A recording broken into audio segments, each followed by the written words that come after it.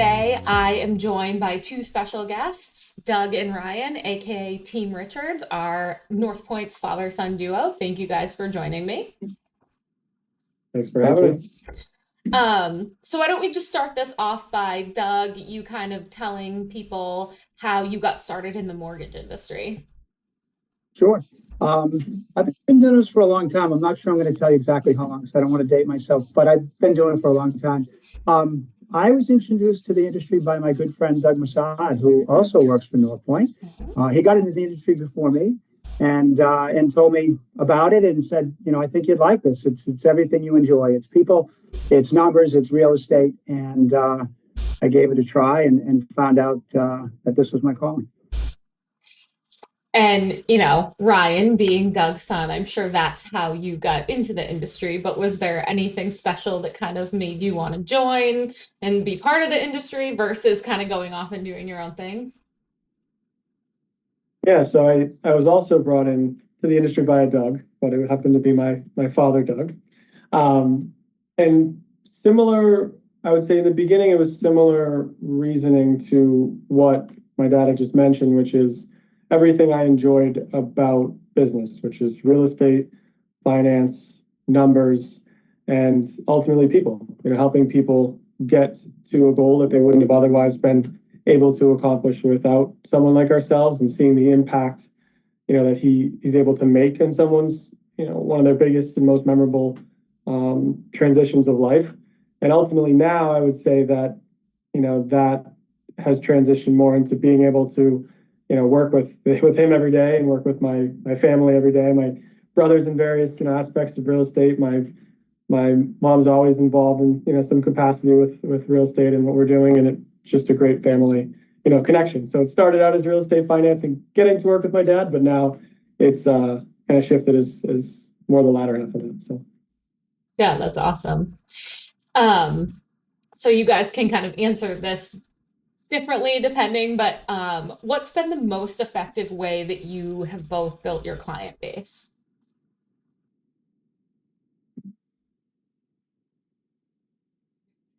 I'll start. Well, for me, I think it's a culmination of old school, new school, in the sense that, I was obviously brought into the industry by my father, by my dad, with, his business methodology, which is not, I say old school, but it's tried and true, and it's effective. It's building relationships. I think the modern way of doing that isn't not building relationships, it's just different channels. So I used, modern and old school channels to build the business, in the sense of, going to networking events, creating a strong network in the community, being in front of real estate agents, real estate partners, building those, trusted partnerships. And on the social media side, doing, the same thing, but from a digital platform. So using, social media to create online relationships, which most of the world is now anyways. But at the end of the day, it still trickles down to personal relationships. So being able to connect well with your colleagues, peers, partners, communicate what you're doing and the value that you bring.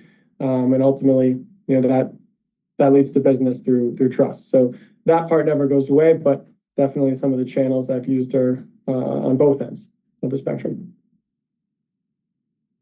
For me, a little bit more grassroots. I think Ryan's the modern version of building the business with technology and other resources he has. But I did it the old-fashioned way. Back in the day when we started, it was personal connections. You get to know people, you get to be part of your community, become a trusted member of the community, and that opens up opportunities. And in the end, it's just treating people properly, giving them respect, taking care of them, that brings them to you and brings them back, and of course spreads the good word and keeps you going. So I kind of did it the old-fashioned way, and I've got the advantage of time behind me in terms of that long-term following, those relationships I've established over the years.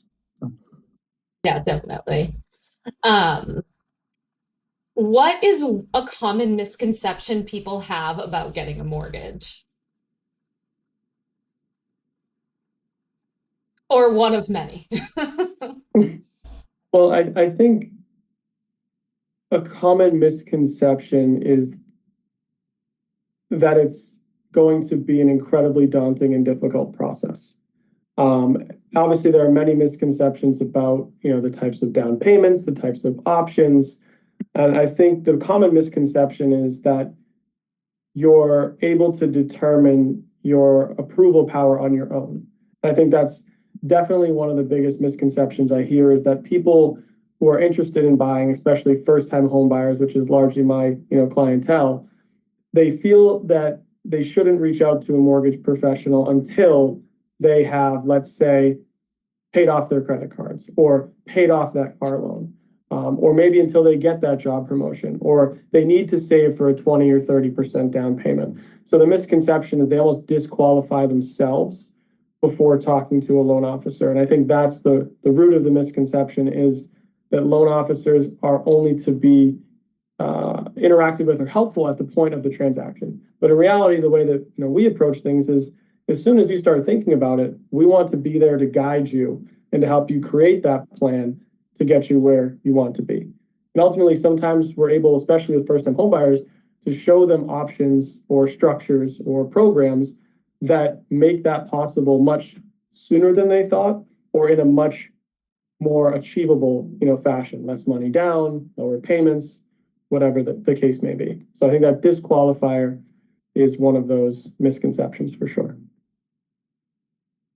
I think for me, I think the source of misconception is really what I'd like to address. And I think, everybody has their trusted sphere of friends and family and people that want to help, that want to, give them information, give them ideas about their experience with mortgages. And I think in the end, a little bit of knowledge is sometimes dangerous, where, they're getting their guidance from friends and family that aren't industry professionals, that might have only had limited experience, and they take that as gospel. And I think sometimes we open their eyes that there's a lot more to it, and that one person's vision or experience isn't necessarily consistent with what they'll experience, what they can expect, and that's where I guess we come in to educate and teach them more. But I think the common misconception is just grabbing onto an idea or two shared by someone who's trying to help and thinking that's the way it is. Sometimes they're right, but many times there's more to it, and that's where we can help. Can either or both of you share a story about a particular memorable or meaningful loan you closed? I'm sure my dad can tell many, many, many stories. I do have one actually that comes to mind. It was one of my first closings. It was a young couple up in New Hampshire buying their first house. It was actually a young couple purchasing with their mother. So the mother wanted to live with the family. It was a long time goal of theirs. They were kind of older first time home buyers, but it had been an aspiration for a long time. And they had a very unique profile with a lot of moving parts. And they had, before me, come to many lenders who said you can't buy a house, and they were getting defeated. And we finally, through a lot of effort on their part, we had to get a lot of paperwork, get a lot of answers, and make sure we dotted our I's and crossed our T's. But ultimately, we got them into the house, and I went to the closing, and the mother hugged me and cried, and she was like, "This is the best day, of my life." And I said, that to me is always stuck in my head as a core memory. That's why we do it. That's the ultimate end goal. And in the end, I mean, not only, of course, was that a big moment for them, but that's going to be one of the cornerstones of their financial future. This property they bought in 2021. Obviously, we've had a great few years in real estate. It's more than doubled in value. So coming from someone who might not have had a lot of retirement savings, not only did we get them the place that they're looking for, their own piece of property and own personal space, but I think in the end it's going to be a great long-term financial asset for them. So I was very happy to see that come together for them, and one I definitely won't forget. That's awesome. Yeah, I mean, for me, there's a lot of them, but they all kind of share the same theme. It's as Ryan described it. It's that challenged client, the client that just doesn't think it's going to happen. Those are the ones you root for the most, and And there's much more than just, we are loan officers. Our goal is to get loans closed and get people, financing. But sometimes you take them personal and you take them on as a mission. And those are the ones you want to work the hardest for, is the ones that really want it, but aren't sure they're able to do it. Or maybe they even came from another mortgage company that told them no. And that's the inspiration. And so it's those difficult clients, those clients that really appreciate everything you do and really want, that end goal of getting the house and don't feel they can. That's where you have the highest impact. And those are the ones you walk away with feeling the greatest about. Definitely understandable. Switching gears just a little bit, how have you seen the industry evolve since you started? And what parts do you think have changed the most? And I know that will obviously be a drastically different answer for both of you. Okay, well, contrary to what Ryan is going to say, when I started the industry, there were computers, Ryan. Yeah. So let's cut to the chase on that. Not in use. You were In using an theory. abacus to. But they were the size of an entire building just for one computer. But no, I mean, I've seen a ton of change, and technology certainly is the biggest change in our industry. I mean, we went from the days of paper files, personal appointments, and phone calls, and now we're in a world where we've got electronic applications, emails and texts, and things are done much differently than they were back then. So in many ways, it's progress, because it does expedite the process and make it more convenient. In some ways, I miss the face-to-face interaction that we had over the years. Applications used to be sitting with people for a few hours and getting to know them more. And some of my best clients I still have for decades, because that connection was much deeper than potentially you can make now with the way that we facilitate business. But certainly the platform has changed a lot, and I think it is progress in many ways, for sure. Yeah, I think for me, I mean, the technology is always obviously evolving. We're always adding, especially at North Point, we're always trying to add new technology, new systems, new processes to improve, and that's always will be ever changing. But I think from a market perspective, keeping in mind I started in 2020, really 2021. So I saw one of the most rapid increase in mortgage rates that we've seen.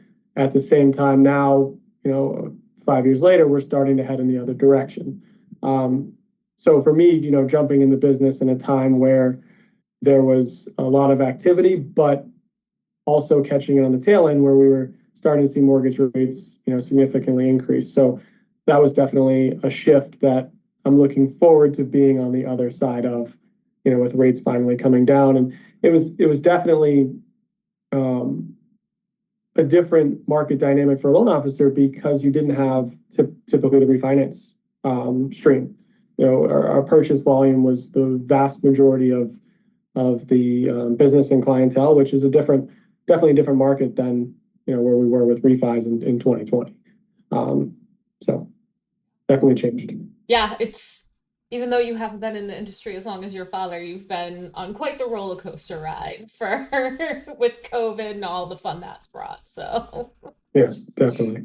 And then kind of on the opposite side of that, what trends do you kind of see starting to happen in the industry that might be different, or what kind of things are you excited about for the future of the industry? You can start, right?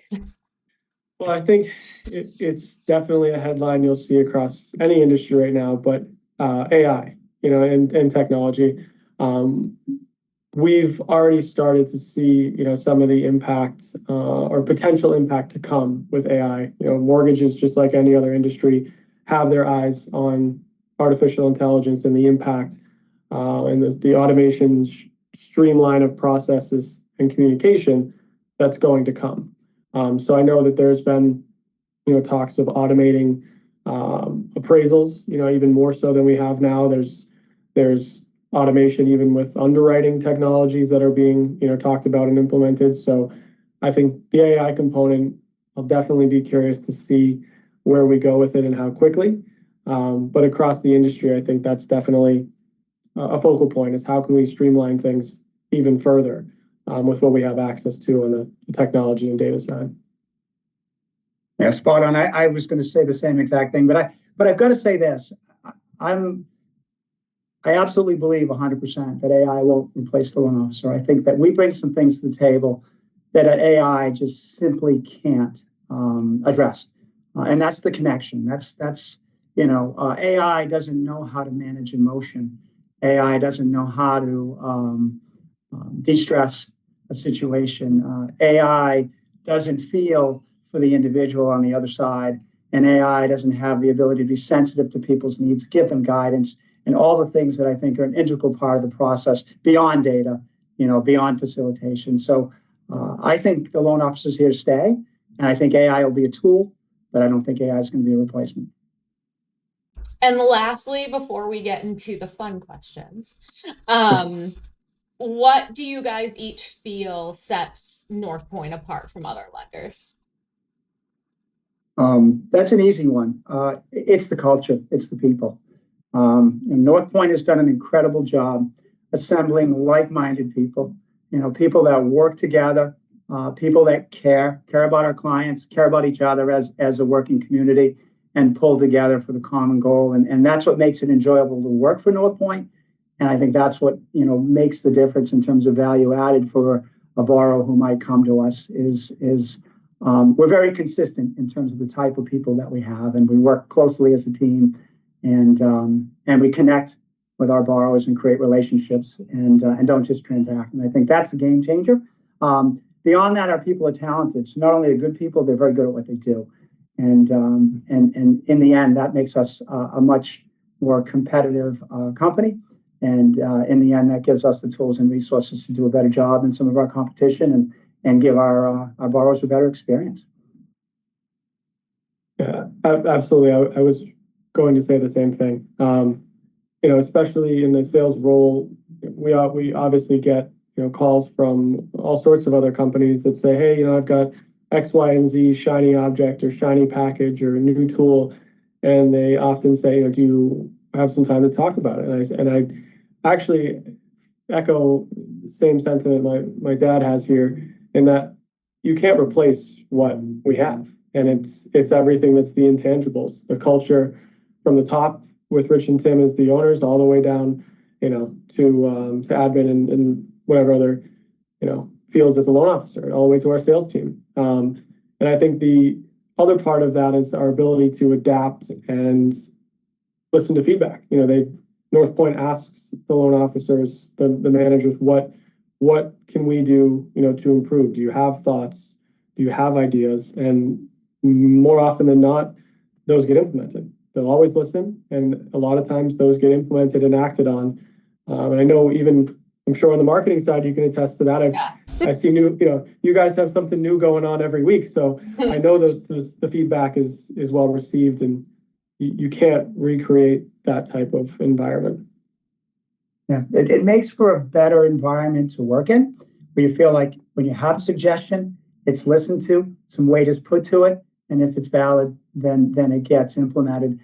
That's rewarding, as an employee and as a loan officer. And in the end result is you end up, with better resources, better operations, and a better company, which makes you more successful. So it's both. It's both the productive side of how they manage things, and it's also the personal side. It makes it rewarding to be here when you know that you're not talking to a deaf ear, and they always evolve. That's the thing I have to say about North Point, is we're not stagnant. We're always learning, growing, evolving, and that's an important part of us staying competitive and succeeding in this environment. Yeah, I agree. That's one thing that's impressed me from the start, from when I started here, is that I've never worked for a company that's been so open to change and also implemented those changes so quickly. If they ask for feedback, you give it to them, you make a suggestion, and 2 weeks later, you're like, oh, great. Okay, cool. So I agree. It's one of my favorite things about it here. Okay, so now we get to the fun questions. Just gonna do a little rapid fire, kind of first thing that comes to your head. They're gonna be like all over the place, so just for people to get to know you a little better on the personal side. So pizza or tacos? Tacos. Does tacos include burritos? Sure, it can. It's a roll. Then burrito, tacos. Okay. What is your favorite book?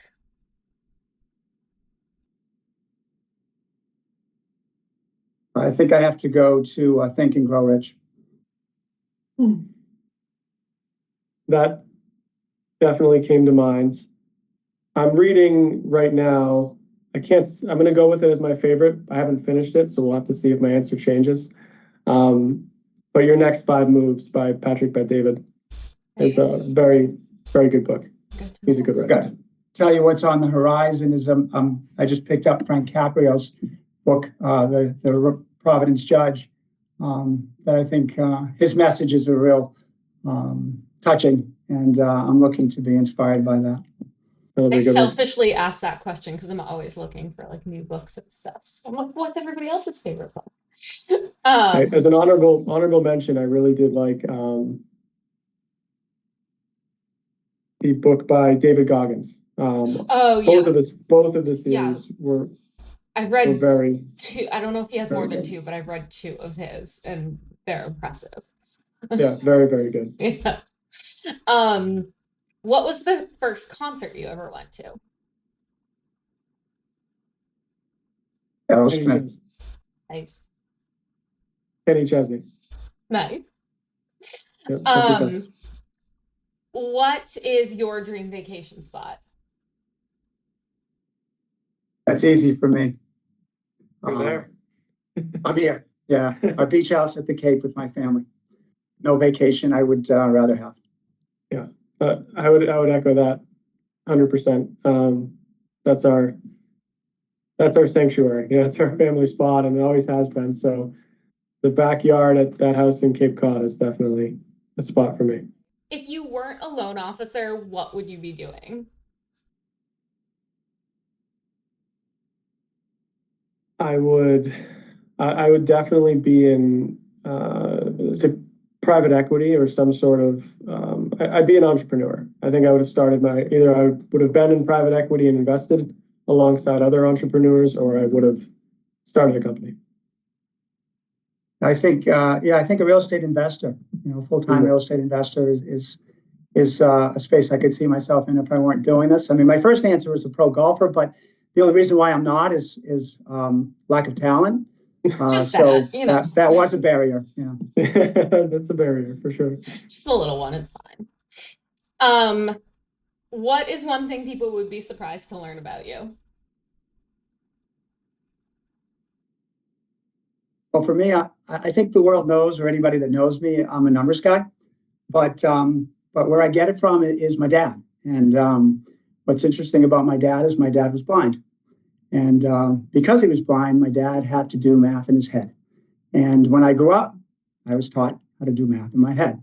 And I think that got me acquainted with numbers and became a real invaluable tool as I'm in the industry now. Is my dad got me to enjoy numbers and got me adept, and it's become a great resource for what we do. That's awesome. That's awesome. And he was very good at math. Yeah. Any equation you threw at him, he would have it answer pretty quick. It's probably why he beat us in cars all the time. But I don't know that I have an interesting answer to that question. I don't think I have anything that surprising, I guess. You might still, it's funny where my cliche answer when, especially like in college and in high school, and they asked this question would be like, I play guitar, and it's like, it's not that surprising, or But it's not as it's an interesting heartwarming of a story tidbit. as my father. So I don't have anything that jumps out at me as super surprising, which I guess is a good thing. I'll take that you play the guitar. we'll take that. Awesome. Well, thank you guys so much for joining me. I really appreciate it. Thanks for having us. Thank you. It was fun. Of course.